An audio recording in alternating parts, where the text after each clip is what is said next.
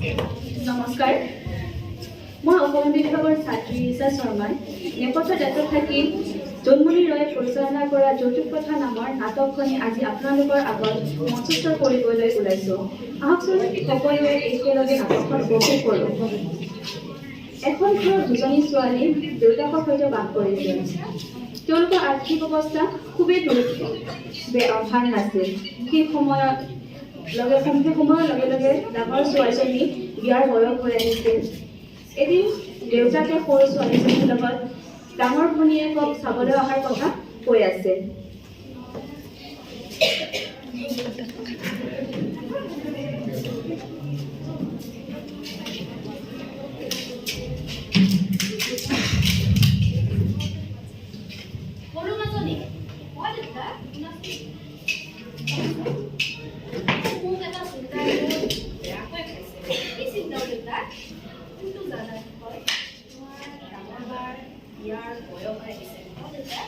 তাইক যদি কোনোবা ভাল এখন ঘৰত ল'ৰা এটা চাই দিব পাৰিলোহেঁতেন।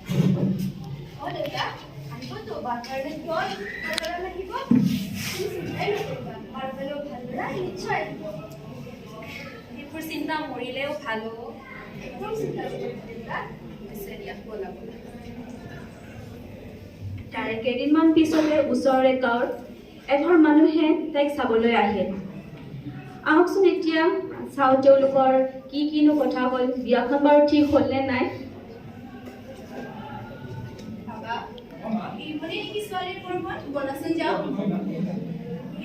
কোনোবা আছেনে?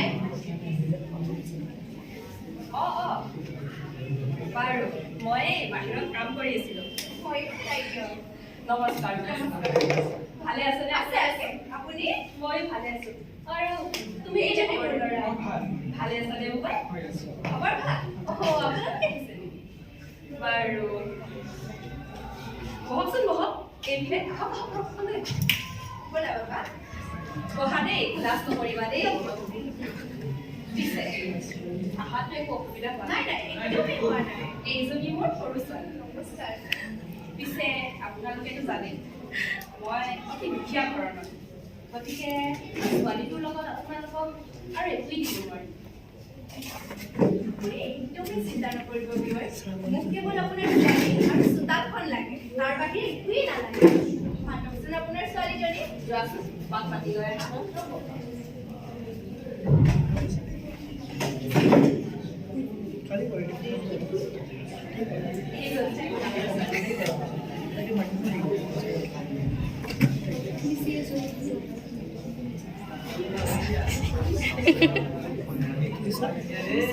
Say hi, Ghana.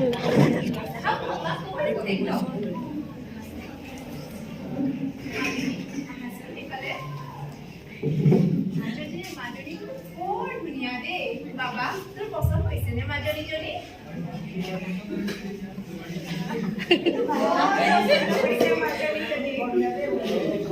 কিমান যে মৰম লগা, আপোনাৰ মৰম লগা দিয়ক। আমি বিয়াৰ দিনবাৰ ঠিক কৰোঁ দিয়ক। একদম নিশ্চয় নিশ্চয়। আপোনালোকে কি ভাবে হয়নে? বাবা ঠিকে আছেতো?